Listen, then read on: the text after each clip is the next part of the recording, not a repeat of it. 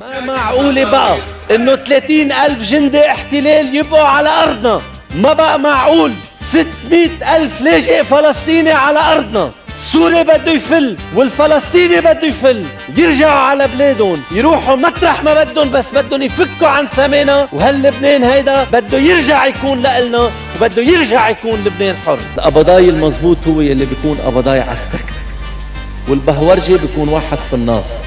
وما بقى بدنا فلسطين بمجتمعنا، عنا كفاية فلسطين. بيأدي تطاول على لبنان، بيأدي تطاول على شعب لبنان، بيأدي تطاول على حرية وأمن وسيادة لبنان. راسكم بده يكون دايما مرفوع. وقت اللي بتحكوا مع حدا بدكم تطلعوا فيه بعينيه، وقت اللي بدكم تمدوا ايدكم لتسلموا على حدا بدكم تكونوا قبضايات، وقت اللي كل واحد منا بده يمد ايده على الخرج ويسرق قد ما بيقدر. ما تتعجبوا انه يكون لبنان وصل ليلي وصل له اليوم. لا يبطل اي خميني جديد واي قضيه فلسطينيه جديده نمنعهم بقى يفكروا يتطاولوا علينا، او ايا كان منهم يجرب يمد ايده علينا. وبدنا نوصل لوضع الايد اللي عم تمتد علينا بدنا نكسرها ونكسر راس اللي عم يمد ايده علينا. كل ما انبث خميني جديد بالعالم العربي نضطر بالنسبه للتجارب، بالنسبه للمزايدات، بالنسبة لعدم المسؤولية يلي عند البعض، نضطر نحن من عنا نرجع نحط 5000 شهيد، نرجع نحط 100,000 قتيل، ونرجع نعمل 7 سنين حرب، وهيك نطلع منا ربحانين او هيك نطلع منا خسرانين. إذا كنا بدنا نضلنا عايشين وناطرين لنشوف مصر ب 58 شو كان بدها تقرر عنا، وسوريا اليوم الأمتين بيطلع على بالها هي تفل أو ما تفل، نحن هيدي مسائل بنرفضها، والحرب تبعنا بتستمر طالما بعد حدا من جيراننا عم بنصب حاله ولي علينا. يلي اليوم عم بيقول انه هو موجود بلبنان ومنه مستعد يظهر منه، ليش هو قدر يبقى بالمواقع يلي كان فيها قبل؟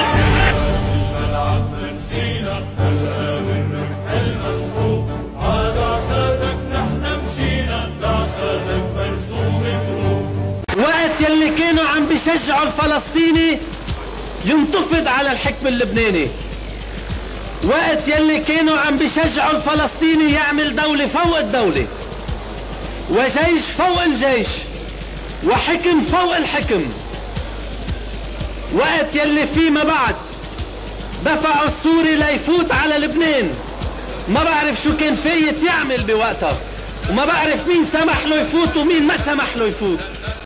قد ما نحن منكون قوية، قد ما نحن منكون منضبطين، قد ما نحن منكون منظمين، قد ما نحن منكون كتار، ومنفرجيهم لهالمرتين انه يلي بده يجرب يدعس على اجرنا بعد ما خلق.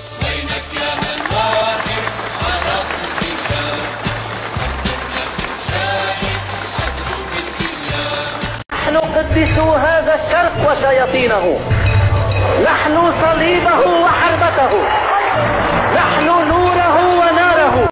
المسلم القوي لا يخيفنا، فلماذا المسيحي القوي يخيفكم؟ حين يصبح المسلم اللبناني قويا بذاته مثلما نحن اقوياء بذاتنا تنتهي المشكله اللبنانيه. بقدر ما نحن منكون منيح، بقدر ما نحن منكون قوية، بقدر ما منبتعد عن الهرقة، عن الدلع، عن الكذب، عن السمسرة، عن الغش، عن كل هالأمور يلي شوهت حياتنا الوطنية 40 سنة. بهالقدر هيدا لبناني جديد بيكون عم بيطلع، وهاللبناني الجديد بيكون هو عنده مسؤولية يخلق نظام جديد وبلد جديد وجيش جديد وكيان جديد، وساعتها نحن منفرجي للسوري والفلسطيني كيف بيتطاولوا على الغير، كيف بيحافظوا على أرضهم. اسمك مجد وضل علينا ضيفا باستثناء. ولا ممكن نحافظ على هالأرض إلا إذا كنا كلنا سوا، إيد وحدة وقلب واحد ومؤمنين بهالبلد فوق كل شيء، مستعدين نضحي بكل شيء ليبقى لبنان حر. لنقلكم إنه هالأرض هيدي لإلنا، ولا فلسطيني ولا سوري ولا ربهم بيقدر يطاول علينا وياخذها. بدنا نقول له للسوري نحن بنفهمك تمام وقت اللي عم تضرب الأشرفية وعين الرمانة وزحلة، انت بربري بتعاملهم بلغة برابرة. انت قستنا على حالك وعملتنا مثل ما بتعامل اهل حمص وحماه.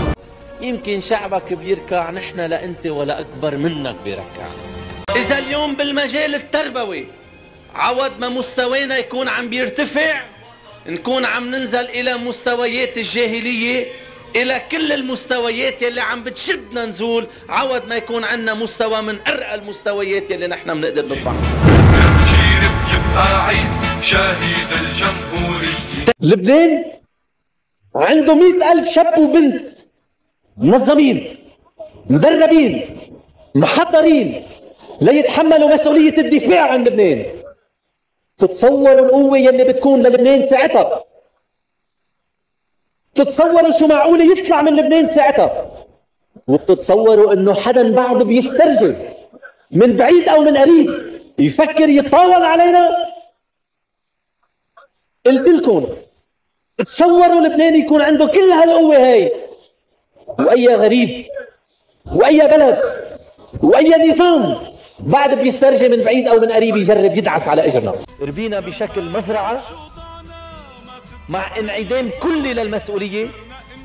ما في حدا بيسترجي ياخذ قرار، ما في حدا بيسترجي ياخذ موقف، ما في حدا بيسترجي يقول كلمة. كل ما انطرحت صعوبة امامنا كنا نقول بكرة بنشوف والله بيدبر وماشي الحال وبسيطة، ونعمل مثل النعامة يلي بتحط راسها بالرمل ما بتعود بتشوف حدا وبتعتبر انه ما حدا شايفها. وما رح نقبل بأي شبر أقل من 10,452 كيلومتر مربع.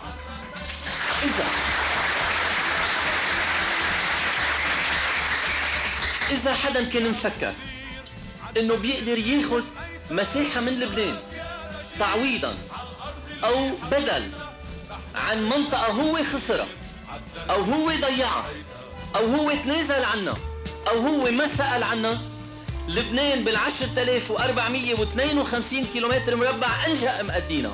منا قادرين نتخلى عن أي شبر لأيا كان، لأنه التخلي عن أي مساحة من لبنان رح يعرض الكيان كله سوا لخطر. نتمنى تنعمل دولة قادرة ودولة قوية، دولة القانون فيها بيكون السلطان وبيكون صاحب الحق، دولة المساواة بين كل أبنائها بتكون هي العامل الأساسي، دولة يكون عندها قضاء يقدر يضبط التجاوزات على الأرض، دولة يكون عندها جيش يلي بده يتطاول على القانون أو يلي بده يتطاول على الغير بده ينوضع عند حده بحال لسبب أو لآخر حدا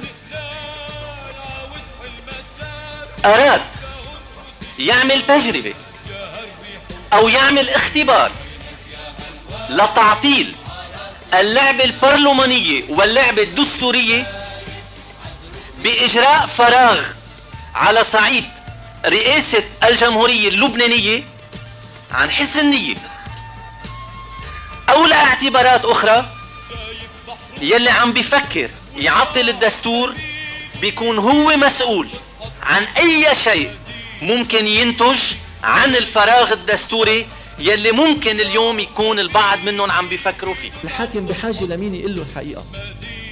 يمكن من 43 لليوم إذا وصلنا لهون، لأنه بمجرد ما واحد وصل لفوق صاروا كل الناس أمرك يا بيت وبيبوسوا له إيده، وقت ما بيقدروا يفنصوا عليه لا يقدروا يكسبوا، قد ما بيقدروا يصوروه على التلفزيون ويطولوا له تصاريحه، قد ما بيقدروا يظهروا له صوته، قد ما بيقدروا يحطوا له عائلته ضيعته عشيرته. هيدي امور ارجوكم بقى نطلع منها. كلفتنا 100,000 قتيل كل هالمسائل هاي، كلفتنا اولادنا، كلفتنا بيوتنا، كلفتنا سيادتنا واستقلالنا، كلفتنا كل هالشرشحه يلي تشرشحناها ب8 سنين حرب مع كل هالقتال الجيوش الاجنبيه يلي على ارضنا. احكوا الحقيقه، احكوا الصدق مهما كانت، عطوا لك كل واحد حقه. رئيس جمهوريه قال كلمه بتحرز، عطوه كلمه بتحرز. رئيس حكومه قال كلمه بتحرز، عطوه كلمه بتحرز. رئيس جمهوريه بده يفقع خطاب للذة انه يقعد نص ساعه على التلفزيون تشوى. رئيس حكومه بده يتعود انه كل يوم اربعه لازم نعطيه كل القصه، لانه ما لها طعمه ما تنحط. نحن اليوم بدنا نقلب هالمقاييس نحن اليوم بدنا نعمل جيش قوي، بدنا نعمل جيش ما يخاف من حدا، بدنا نعمل جيش بكل معنى الكلمة، بدنا نعمل جيش وقت يلي بينزل ما يعود في ابن مرة يقدر يوقف بوجهه. هيدا هو الجيش اللي بدنا اياه، هيدا هو الجيش اللي نحن اليوم عم نستعد له. هالجبل وهالثلج وسخوا عليهم مدة 7 سنين فلتكن. نحن عشنا 30 سنة أو 40 سنة سمسرة وغش وكذب. بشير الكاريزما يلي ما بتتكرر ولا حتى كلمة يتسد. إذا بدنا نرفض بالمستقبل إنه هالأرض هيدي ترجع تتدنس مرة تانية، نحن بدنا نتغير ونحن بدنا نكون أحق حالنا. نحن فريق، في فريق آخر كمان لبناني بده يشترك معنا بتقرير هالمصير، لأنه هالبلد عنده مصير واحد وهالمصير بده يتقرر من قبل كل الأطراف المعني. الرئيس الملقن هو الرئيس يلي بيقدر يقدم على كل الإجراءات لإنقاذ لبنان.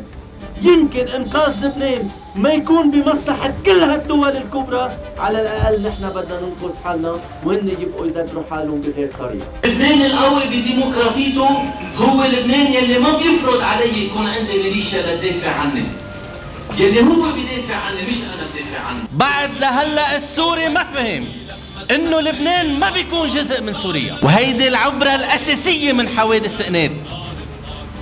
بالنسبة لنا برهنا له يلي انعمل بالأشرفية بصيف 78 بينعمل بأي منطقة لبنانية تانية السوري بده يجرب يتطاول عليها. هول على الدولة وتمرجل على الدولة.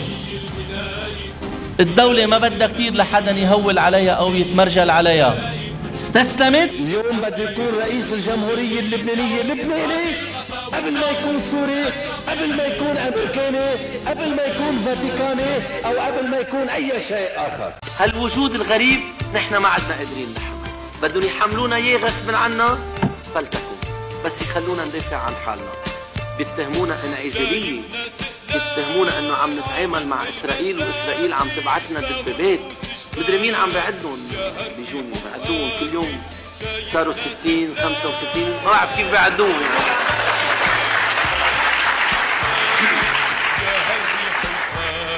احنا فكرة اللامركزية قالوا لنا انتم بدكم التقسيم، بس انتم جبنا ما بتسترجوا تقولوا بدكم التقسيم.